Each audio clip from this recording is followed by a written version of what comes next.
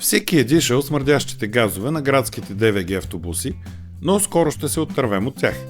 През миналата година из градовете на Европейския съюз са потеглили нови 12 000 електрически автобуси.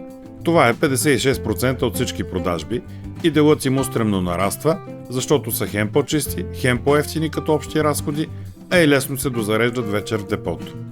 За 100 км пробег ДВГ автобусите харчат средно по 60 евро за гориво и 50 за поддръжка. Електрическите харчат по 25 евро за ток и още толкова за поддръжка.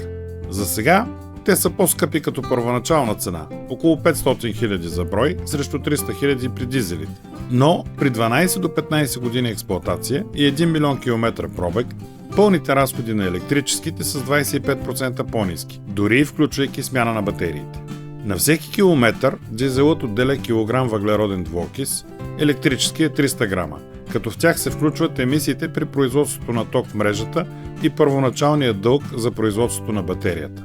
За 12 години и 1 милион километра дизелът опушва града с 1000 тона въглероден двуокис и множество отровни газове, които ние дишаме.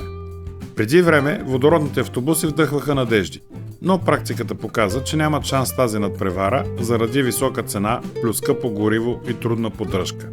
Продажбите вече паднаха под 4% и на практика излизат от пазара. С сегашното темпо, още в близките 3-4 години, всички нови градски автобуси в Европейския съюз ще са електрически, както вече в Копенхаген, например. В София за сега имаме 50-тина и с нетърпение чакам всички да се електрифицират. На мен старите димилници няма да ми липсват, а на вас?